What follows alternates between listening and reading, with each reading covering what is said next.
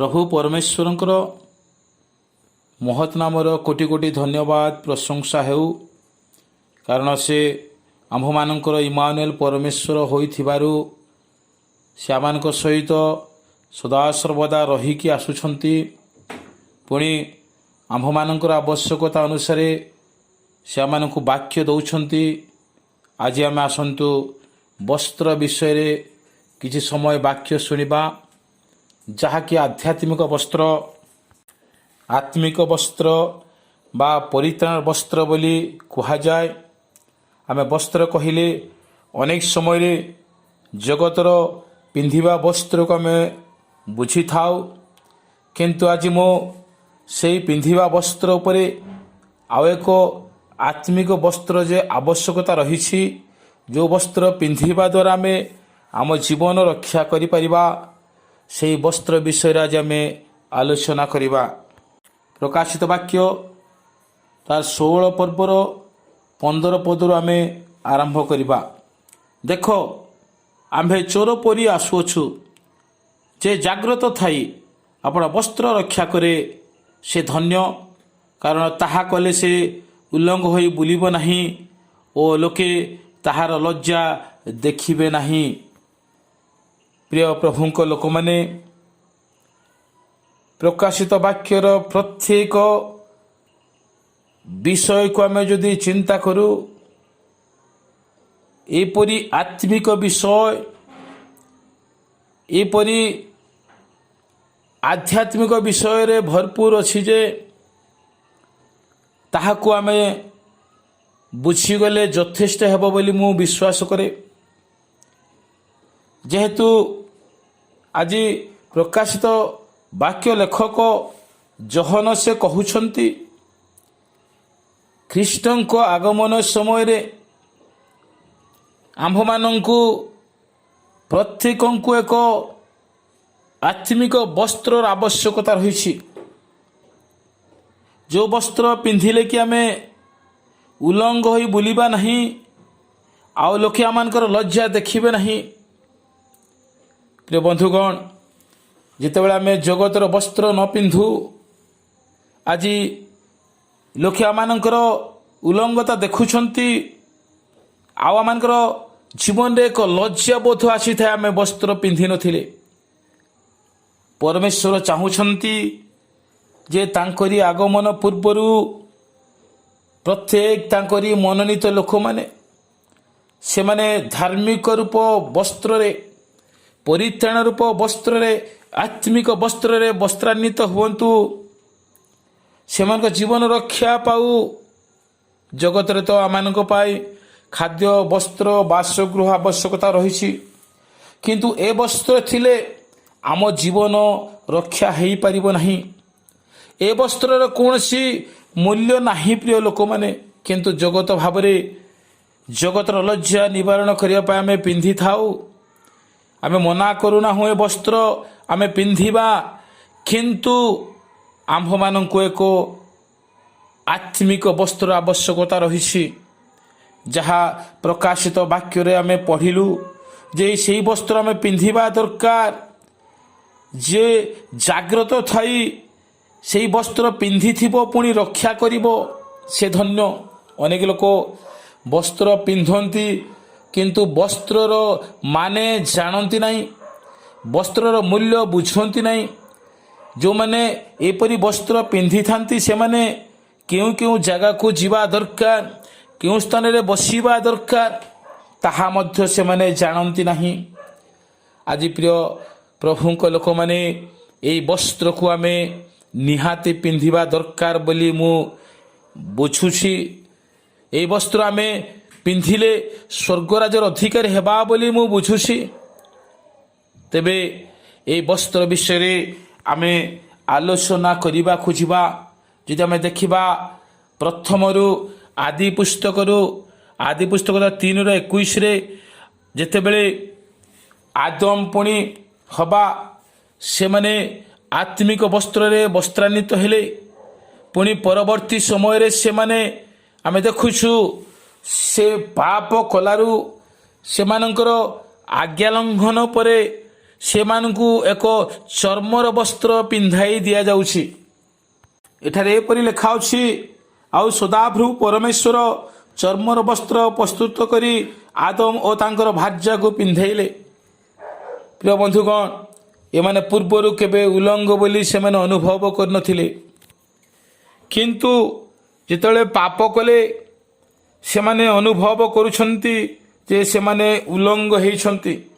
ତେଣୁ ଚର୍ମର ବସ୍ତ୍ର ଅର୍ଥାତ୍ ସେହି ଚର୍ମରେ ଆଜି ମନୁଷ୍ୟର ରାଗ, ହିଂସା, କ୍ରୋଧ ସବୁ ପ୍ରକାର ଲାଳସ ଥାଏ। ସେମାନଙ୍କୁ ଜଗତର ବସ୍ତ୍ର ପିନ୍ଧେଇ ଦେଲେ, ଜାଗତିକ ବସ୍ତ୍ର ପିନ୍ଧେଇ ଦେଲେ। କିନ୍ତୁ ପ୍ରଥମରେ ସେମାନଙ୍କର ଆତ୍ମିକ ବସ୍ତ୍ର ଥିଲା। ଯେତେବେଳେ ସେମାନେ ତିଆରି କରାଗଲେ, ଯେତେବେଳେ ସେମାନେ ଧୂଳିରୁ ଓ ପଞ୍ଜରାରୁ ତିଆରି କରାଗଲେ, ସେମାନେ ଆତ୍ମିକ ଥିଲେ। କିନ୍ତୁ ଆଜି ଆମେ ସମସ୍ତେ ଜାଣିବାକୁ ହେବ ଯେ ଜଗତର ବସ୍ତ୍ରରୁ ଆଉ ଏକ ବସ୍ତ୍ର ଆମମାନଙ୍କୁ ପିନ୍ଧିବାକୁ ହେବ, ଯାହା ପରମେଶ୍ୱରଙ୍କର ଇଚ୍ଛା, ଯାହା ଯୀଶୁଙ୍କର ଇଚ୍ଛା। ସେହି ବସ୍ତ୍ର ଆମେ ପ୍ରତ୍ୟେକ ପିନ୍ଧିଲେ ଆମେ ସୁରକ୍ଷା ପାଇବା। ହେଲେ କେତେବେଳେ ଆମେ ବସ୍ତ୍ର ପିନ୍ଧିଥାଉ, ଗାଲାତ୍ୟ ପୁସ୍ତକ ତାର 3:27 ଆମେ ପଢ଼ିବା। ଯେଣୁ ତୁମେମାନେ ଯେତେ ଲୋକ ଖ୍ରୀଷ୍ଟଙ୍କ ଉଦ୍ଦେଶ୍ୟରେ ବାପ୍ତିଜିତ ହୋଇଅଛ, ତୁମେମାନେ ସମସ୍ତେ ଖ୍ରୀଷ୍ଟଙ୍କୁ ପରିଧାନ କରିଅଛ। ଆମେ ବାପ୍ତିସ୍ମ ଦ୍ୱାରା ପ୍ରଥମରେ ବସ୍ତ୍ର ପିନ୍ଧିଥାଉ। ଆମ ଜୀବନରେ ଆତ୍ମିକ ବସ୍ତ୍ରର ଆରମ୍ଭ ହୁଏ। ଯେଉଁ ପର୍ଯ୍ୟନ୍ତ ଆମେ ବାପ୍ତିସ୍ମ ନେଇନାହୁଁ, ସେ ପର୍ଯ୍ୟନ୍ତ ଆତ୍ମିକ ବସ୍ତ୍ରରେ ଆମେ ବସ୍ତ୍ରାନ୍ୱିତ ହୋଇନାହୁଁ ବୋଲି କହିଲେ ଭୁଲ ହେବ ନାହିଁ। ତେଣୁ ଆମମାନଙ୍କର ଆତ୍ମିକ ବସ୍ତ୍ର ପିନ୍ଧିବାର ସମୟ ହେଲା ବାପ୍ତିସ୍ମର ସମୟ। ପୁଣି ଆଉ କେତେବେଳେ ଆମେ ବସ୍ତ୍ର ପିନ୍ଧିବା, ଯାହା ଲୁକ ପୁସ୍ତକ ତାର 15:22 ଲେଖାଯାଏ, ଯେତେବେଳେ ଆମେ ମନ ପରିବର୍ତ୍ତନ କରି ଯୀଶୁଙ୍କ ନିକଟକୁ ଆସିବା, ପାପରୁ ଅନୁତାପ କରି ପ୍ରଭୁଙ୍କ ନିକଟକୁ ଫେରି ଆସିବା, ସେତେବେଳେ ସେ ଆମ୍ଭମାନଙ୍କୁ ଏକ ପରିତ୍ରାଣ ବସ୍ତ୍ର ସେ ପିନ୍ଧାନ୍ତି। କିନ୍ତୁ ପିତା ଆପଣ ଦାସମାନଙ୍କୁ କହିଲେ, ସବୁଠାରୁ ଭଲ ଲୁଗା ଚଞ୍ଚଳ ଘେନି ଆସି ଏହାକୁ ପିନ୍ଧାଅ, ଏହାର ହାତରେ ମୁଦି ଓ ପାଦରେ ପାଦୁକା ଦିଅ। ଆମେ ପରିବର୍ତ୍ତନ ହେଲେ, ଆମେ ପ୍ରଭୁଙ୍କ ନିକଟକୁ ଫେରିଲେ, ପ୍ରଭୁ ଆମମାନଙ୍କୁ ଏକ ବସ୍ତ୍ର ସେ ଦିଅନ୍ତି, ଯେଉଁ ବସ୍ତ୍ର କି ଆମେ ପରିତ୍ରାଣ ବସ୍ତ୍ର ବୋଲି କହୁ, ଯେଉଁ ବସ୍ତ୍ରକୁ ଆମେ ଉଦ୍ଧାର ବସ୍ତ୍ର ବୋଲି କହୁ। ସେହି ବସ୍ତ୍ର ଆମମାନଙ୍କୁ ପିନ୍ଧିବା ଦରକାର ବୋଲି ବାଇବେଲ କହୁଛି। ରୋମିଓ ପୁସ୍ତକ ତାର 13:14 ଲେଖାଯାଏ, ଖ୍ରୀଷ୍ଟଙ୍କୁ ବସ୍ତ୍ର ରୂପରେ ପିନ୍ଧ। ପ୍ରିୟ ବନ୍ଧୁଗଣ, ଆମେ ଯେବେ ବସ୍ତ୍ରକୁ ପିନ୍ଧିବା ନାହିଁ, ଆମେ ଯେବେ ଜଗତର ବସ୍ତ୍ର ହିଁ ପିନ୍ଧିବା, ତେବେ ଆତ୍ମିକ ବସ୍ତ୍ର ନଥିଲେ ଆମ ଜୀବନ ବିନଷ୍ଟ ହେବ। ତେଣୁ ଆଜି ଆମେ ଖ୍ରୀଷ୍ଟଙ୍କୁ ବସ୍ତ୍ର ରୂପେ ପିନ୍ଧିବାର ଅର୍ଥ ହେଲା ଖ୍ରୀଷ୍ଟଙ୍କ ଗୁଣକୁ ପିନ୍ଧିବା, ନମ୍ରତାକୁ ପିନ୍ଧିବା, କୋମଳ ହୃଦୟକୁ, ପ୍ରେମକୁ, ଦୟାକୁ, ଏସବୁକୁ ଏକ ବସ୍ତ୍ର ରୂପରେ ଆମେ ପିନ୍ଧିବାକୁ ହେବ। ଆଜି ଜଗତର କଷ୍ଟଲି ଡ୍ରେସ୍, ଶାଢ଼ୀ ଆମେ ଯଦି ପିନ୍ଧୁଛୁ, ତଥାପି ଆଜି ପ୍ରଭୁଙ୍କ ଦୃଷ୍ଟିରେ ଆମେ ଉଲଙ୍ଗ ଦେଖାଯାଉ। ଜଗତର ବହୁମୂଲ୍ୟ ଚାକଚକ୍ୟ ପୋଷାକ ପ୍ରଭୁଙ୍କ ଦୃଷ୍ଟିରେ ଉତ୍ତମ ନୁହେଁ, କିନ୍ତୁ ସେ ସବୁ ଉପରେ ଆମେ ଆଉ ଏକ ବସ୍ତ୍ରକୁ ପିନ୍ଧିବାକୁ ହେବ, ଯାହା 2 Corinthians 5:4 ଲେଖାଯାଏ, ବସ୍ତ୍ର ଉପରେ ଅନ୍ୟ ଏକ ବସ୍ତ୍ର ପରିଚ୍ଛଦ ଆମେ ପିନ୍ଧିବାକୁ ହେବ। ଆମେ ସମୟ ଥାଉ ଥାଉ ଆଜି ଆମ ଜୀବନରେ ଆତ୍ମିକ ବସ୍ତ୍ର ଆମେ ପିନ୍ଧିବାକୁ ହେବ। ସମୟ ଥାଉ ଥାଉ এই ଜଗତର ବସ୍ତ୍ର ଉପରେ ଆଉ ଏକ ଆତ୍ମିକ ବସ୍ତ୍ର, ପବିତ୍ର ବସ୍ତ୍ର ପିନ୍ଧିବାକୁ ହେବ। ବାଇବେଲ ଯାହା କହୁଛି, ପ୍ରଭୁଙ୍କର ଆଗମନ ଶୀଘ୍ର ଆସିଯାଉଛି। ଦେଶ ବିପକ୍ଷର ଦେଶ ଆଜି ଯୁଦ୍ଧ ଚାଲିଛି। ବଡ଼ ବଡ଼ ଦେଶମାନଙ୍କରେ ଆଜି ଯୁଦ୍ଧର ଜନରବ ଶୁଣାଯାଉଛି। ତେଣୁ ପ୍ରଭୁଙ୍କର ଆଗମନ ଆସିବା ପୂର୍ବେ ଆମେ ଆପଣା ଆପଣାକୁ ପବିତ୍ରତାର ବସ୍ତ୍ରରେ ବସ୍ତ୍ରାନ୍ୱିତ କରିବାକୁ ହେବ। ପ୍ରଥମ ତିମୋଥୀ ତାର 2:9 ଲେଖାଯାଏ, ଆମ୍ଭେମାନେ ଯେପରିକି ମୂଲ୍ୟବାନ ବସ୍ତ୍ରରେ ଆପଣା ଆପଣାକୁ ଭୂଷିତ ନ କରୁ, କିନ୍ତୁ ଲଜ୍ଜା ଓ ସୁବୁଦ୍ଧି ସହକାରେ ପରିପାଟି ପରିଚ୍ଛଦ ପିନ୍ଧି आमे प्रभुंक निकट में गमनागमन करूँ आज आम वस्त्र लोकं को देखा न हो प्रभु को देखापी हेबा दरकार जेहेतु अनेक समय आमे पर्व मानक बहुत कॉस्टली वस्त्र आम पिंधि था किंतु प्रभु से आम वस्त्र को देखती ना आज आम हृदय को से देखती प्रिय बंधुगण आजिकल केतक अनुष्ठान से माने कला वस्त्र पिंधापी आरंभ कले से जीवन में आज आत्मिक ओहरी जगतर वस्त्र निकट को चली आसिले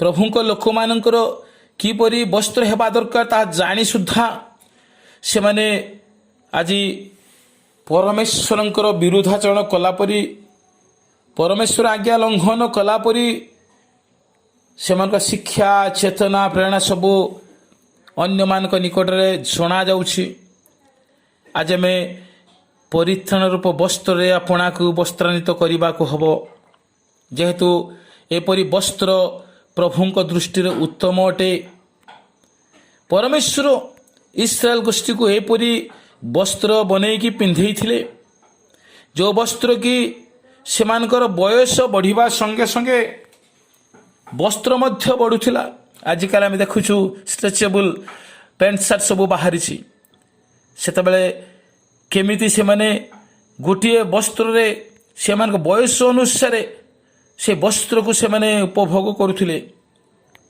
परमेश्वर योजना अति भयंकर अटे परमेश्वर नियम अति भयंकर अटे प्रभु से आम जीवन में आज आत्मिक वस्त्र कथा कहउछंती जदि आम देखा प्रकाशित 3:4 से एपरी लिखा अच्छी सार्दी रे केतेक लोक अच्छा जो माने कि अपना अपना वस्त्र मलिन करना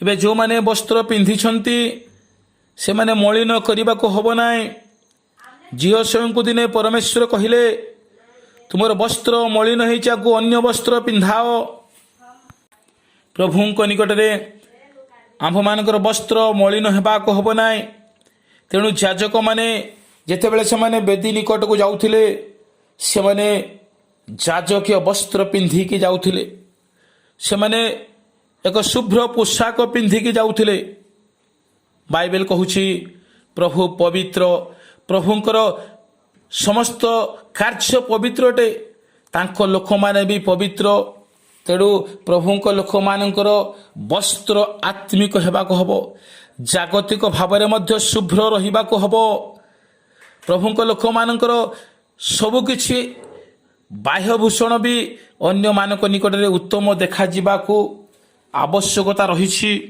माथ्यू 22:12 आम जदि देखा सेठार लिखा जाए हे बंधु विवाह वस्त्र न पिंधि किपरि ए स्थान को आसिल आज प्रभु जीशुंकर जो विवाह बोझ रही से विवाह को जीवा हेले आम्भ मान विवाह वस्त्र आवश्यकता रही आमे विवाह वस्त्र बिना प्रभुंक विवाह बोझ को जापर ना एणु आज भी अनेक लोक आम अच्छु एपर्यंत वस्त्र आम पिंधि ना आम ख्रीस्टान हेचु सत कथा किंतु आज से वस्त्र आम मध्य देखा जाऊ नहीं से वस्त्र मूल्य आम एपर्यंत बुझी ना आम उल्लंघ होई मध्य वस्त्र पिंधिछु बोली कहूछु आ मु कहबी एपरी दल सब अच्छंती जो माने पवित्र वस्त्र कथा केबे चिंता करती नहीं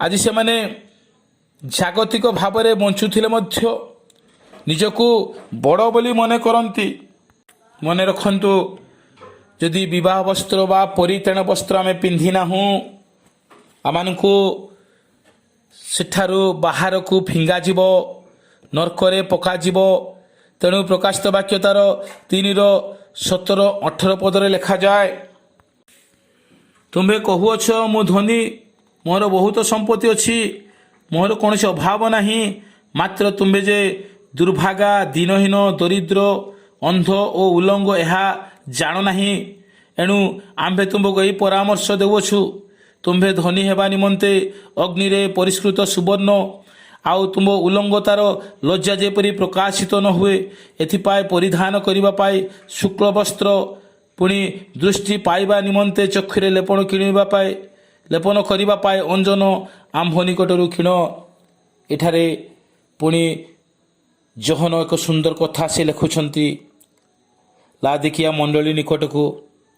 ସେ କହୁଛନ୍ତି ଧନୀ ବୋଲି ଭାବ ନାହିଁ, ମୂଲ୍ୟବାନ ବସ୍ତ୍ର ଅଛି ବୋଲି ଭାବ ନାହିଁ, କିନ୍ତୁ ତୁମେ ଯେ ଦୁର୍ଭାଗା, ତୁମେ ଯେ ଦିନହୀନ, ଦରିଦ୍ର, ଅନ୍ଧ ଓ ଉଲଙ୍ଗ, ଆଉ ତୁମେ ଧନୀ ହେବା ନିମନ୍ତେ ଅଗ୍ନିରେ ପରିଷ୍କୃତ ସୁବର୍ଣ୍ଣ ପରି ହେବା ନିମନ୍ତେ, ତୁମ ଉଲଙ୍ଗତାର ଲଜ୍ଜା ଦୂର କରିବା ନିମନ୍ତେ ଆମ୍ଭ ନିକଟରୁ ଶୁକ୍ଳ ବସ୍ତ୍ର କିଣ। ପ୍ରଭୁଙ୍କ ଲୋକମାନଙ୍କର ବସ୍ତ୍ର ହେଲା ଶୁକ୍ଳ ବସ୍ତ୍ର।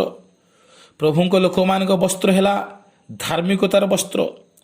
ସେମାନେ ଯେପରିକି ନିଜର ଉଲଙ୍ଗତାକୁ ଅନ୍ୟମାନଙ୍କ ନିକଟରେ ପ୍ରକାଶ ନ କରନ୍ତି, ଏଥିପାଇଁ ସେମାନଙ୍କୁ ବସ୍ତ୍ରର ଆବଶ୍ୟକତା ରହିଛି।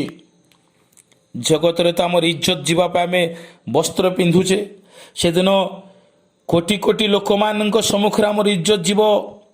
ତେଣୁ ଆମେ ବର୍ତ୍ତମାନ ସମୟରୁ ହିଁ ସେଇ ବସ୍ତ୍ରକୁ ପିନ୍ଧିବାକୁ ଚେଷ୍ଟା କରିବା ଦରକାର। ଯଦି ଆମେ ଉଲଙ୍ଗ ହେଇଛୁ, ଯଦି ଏପର୍ଯ୍ୟନ୍ତ ଆମେ ସେଇ ଆତ୍ମିକ ବସ୍ତ୍ର ପିନ୍ଧି ନାହୁଁ, ତେବେ ଆମେ ପିନ୍ଧିବାକୁ ଚେଷ୍ଟା କରିବା। ଯେହେତୁ ଲୁକ ପୁସ୍ତକ 10 ତାର 30 ପଦରେ ଲେଖାଯାଏ, ଯୀଶୁ ସେହି ପ୍ରସଙ୍ଗ ଧରି କହିଲେ, ଜଣେ ଲୋକ ଜେରୁସାଲେମରୁ ଜିରିହୋକୁ ଯାଉ ଯାଉ ଡକାୟତମାନଙ୍କ ହାବୁଡ଼ରେ ପଡ଼ିଲା। ସେମାନେ ତାହାର ଲୁଗାପଟା ଛଡ଼େଇ ନେଇ ଓ ମାଡ଼ ମାରି ତାହାକୁ ଦରମରା ଅବସ୍ଥାରେ ଛାଡ଼ି ଚାଲିଗଲେ।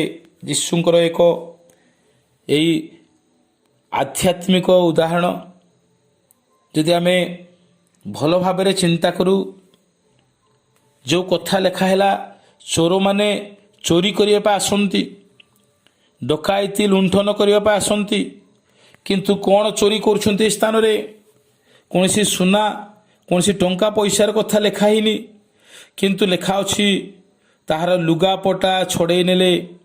ପ୍ରିୟ ବନ୍ଧୁଗଣ, ଶୈତାନ ଯିଏକି ଚୋର, ଆଜି ସେ ଜଗତର କୌଣସି ଧନ ସମ୍ପତ୍ତିକୁ ସେ ଦେଖୁନାହିଁ, କିନ୍ତୁ ସେ ଟାର୍ଗେଟ୍ କରିଛି ପ୍ରତ୍ୟେକ ଆତ୍ମିକ ଖ୍ରୀଷ୍ଟିଆନ ମାନଙ୍କର ବସ୍ତ୍ର କେମିତି ସେ ଚୋରେଇକି ନେଇଯିବ, କେମିତି ସେ ହରଣ କରିବ, କେମିତି ସେ ଆମମାନଙ୍କୁ ନର୍କକୁ ପଠେଇବ, କେମିତି ଆମମାନଙ୍କୁ ସେ ଆଜି ଏକ ଉଲଙ୍ଗତାର ରୂପ ଦେଇ ଲଜ୍ଜା କରିବା ପାଇଁ, ସେ ଆମମାନଙ୍କୁ ଅପମାନିତ କରିବା ପାଇଁ ସେ ଏ ଜଗତରେ ଏବେ ବି ଚେଷ୍ଟା ଚଲେଇଛି। ଯୀଶୁ ସେଦିନ ସେଇ ଉଦାହରଣ କହିଲେ। କିନ୍ତୁ ଆମେ ଯଦି ବର୍ତ୍ତମାନ ଦେଖିବା, ଯେଉଁ ବାକ୍ୟର ଆମେ ଆରମ୍ଭ କଲୁ, ଯେ ସେଇ ବାକ୍ୟ ଅନୁସାରେ ପ୍ରଭୁଙ୍କର ଆଗମନ ଅତି ସନ୍ନିକଟ, ସେ ଆସୁଛନ୍ତି। ଯେ ଆପଣା ବସ୍ତ୍ର ରକ୍ଷା କରିବ ସେ ଉଲଙ୍ଗ ହେବ ନାହିଁ।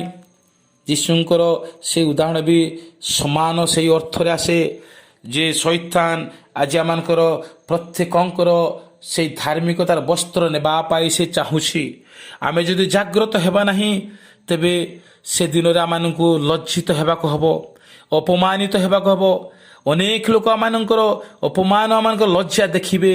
ତେଣୁ ସମୟ ଥାଉ ଥାଉ ଆଜି ଆମେ ସଜାଗ ହେବା, ଜାଗ୍ରତ ହେବା, ସଚେତନ ହେବା, ସାବଧାନ ହେବା। ତେବେ ଆମେ ଖ୍ରୀଷ୍ଟଙ୍କ ସହିତ ବିବାହ ବଜାରରେ ପ୍ରବେଶ କରି ଆମେ ତାଙ୍କରି ରାଜ୍ୟରେ ଶାସନ କରିବା। ଆଉ ମୁଁ ଗୋଟେ ଉଦାହରଣ କହିକି ସମାପ୍ତ କରିବି। ଦିନେ ଜଣେ ପୂଜାରୀ ସେ ତାର ଟୋବାଲକୁ ସେ ହଜେଇ ଦେଲା। ସେମାନଙ୍କୁ 2-3ଟି ଟୋବାଲର ଆବଶ୍ୟକତା ପଡ଼ିଥାଏ। ହେଲେ ସେ ଏକ ଟୋବାଲକୁ ହଜେଇଲା ପରେ ସେ ଚିନ୍ତା କଲା ଯେ ତାଙ୍କୁ ଟୋବାଲ ପାଇବା ପର୍ଯ୍ୟନ୍ତ ଅର୍ଥର ଆବଶ୍ୟକତା ରହିଛି। ସେ ଅର୍ଥକୁ ସେ ରଖିବା ପାଇଁ ସେ ନିଜେ ନିଷ୍ପତ୍ତି ନେଲା ଆଉ କହିଲା, ମୁଁ ମୋର ଦାଢ଼ିକୁ କ୍ଷର କରିବି ନାହିଁ। ମୁଁ ଟୋବାଲ କିଣିବା ପର୍ଯ୍ୟନ୍ତ ମୋର ଦାଢ଼ିକୁ ମୁଁ କ୍ଷର ନକରି ସେ ପଇସା ରଖିବି, ଆଉ ତାପରେ ମୁଁ ମୋ ଟୋବାଲଟି କିଣିବି। ଏପରି ହଉ ହଉ ତା ଦାଢ଼ି ବଡ଼ ହେବାକୁ ଲାଗିଲା, ବଡ଼ ହେଲା, ଲମ୍ବା ହେଲା। ଏକ ଦିନ ସେ ଏକ ସ୍ଥାନକୁ ଯାଉଛନ୍ତି। ଯାଉ ଯାଉ ସେ ସାମ୍ନା ପଟୁ ଏକ ବାବା ଆସୁଛନ୍ତି। ସେ ତାଙ୍କୁ ସେ ଦେଖିଲେ। ବାବା ଜଣକ ତାଙ୍କ ଦାଢ଼ି ବହୁତ ଲମ୍ବା କରି ଛାଡ଼ିଛନ୍ତି, ପୁଣି ତାଙ୍କ ବାଳ ବି ଏପରି ଭାବରେ ବଢ଼ିଛି ଯେ ସେ ବାଳକୁ ମୋଡ଼େଇକି ସେ ଗୁରେଇକି ସେ ରଖୁଛନ୍ତି, ବାନ୍ଧୁଛନ୍ତି ମୁଣ୍ଡ ଉପରେ। ସେ ଯେତେବେଳେ ସେ ବାବାଙ୍କୁ ଦେଖିଲେ ସେ ଭାବୁଛନ୍ତି ୟାଙ୍କୁ ମୁଁ ଏକ ପ୍ରଶ୍ନ ପଚାରିବି। ସେ କ'ଣ ପଚାରୁଛନ୍ତି? ଆଜ୍ଞା, ଆପଣଙ୍କର କ'ଣ ହଜିଛି? ଆପଣ କ'ଣ ହରେଇଛନ୍ତି ଯେ ଏତେ ଦାଢ଼ି ଏତେ ବାଳ ରଖିଛନ୍ତି? ମୁଁ ମୋ ଟୋବାଲ ହଜେଇକିରି ଆଜି ବର୍ତ୍ତମାନ ମୋର ଦାଢ଼ି ମୋର ଛାତିକୁ ଆସିଲାଣି। ଆଜି ଆପଣ ନିଶ୍ଚୟ ଏକ ଗନ୍ଥା କି କମଳ ହଜେଇଥିବେ, ତେବେ ତ ଆପଣଙ୍କର ବାଳ ଏତେ ବଡ଼ ଅଛି, ଏତେ ଲମ୍ବା ହେଇଛି। ପ୍ରିୟ ବନ୍ଧୁଗଣ, ବାସ୍ତବରେ ଆଜି ଅନେକ ସମୟରେ ଆମେ ପାଇଲା ପରେ ହଜେଇ ଥାଉ। ମୁଁ ଆଜି କହିବି, ଆମେ ଯଦି ବସ୍ତ୍ର ପିନ୍ଧିଛେ ତେବେ ବସ୍ତ୍ରକୁ ହରାନ୍ତୁ ନାହିଁ, ବସ୍ତ୍ରକୁ ମଳିନ କରନ୍ତୁ ନାହିଁ, ବସ୍ତ୍ରକୁ ଶୁଭ୍ର ରଖିଥାନ୍ତୁ। ଯୀଶୁଖ୍ରୀଷ୍ଟଙ୍କର ଆଗମନ ସନ୍ନିକଟ। ପ୍ରଭୁ ଆମମାନଙ୍କୁ ତାଙ୍କ ରାଜ୍ୟରେ ଏପରି ଅବସ୍ଥାରେ ଗ୍ରହଣ କରିବେ, ତାଙ୍କ ରାଜ୍ୟରେ ଆମମାନଙ୍କୁ ସ୍ଥାନ ଦେବେ। ପ୍ରଭୁ ଆମ ପ୍ରତ୍ୟେକଙ୍କୁ ଆଜିର ବାକ୍ୟ ଦ୍ୱାରା ଆଶୀର୍ବାଦ କରନ୍ତୁ। ଆମେନ୍।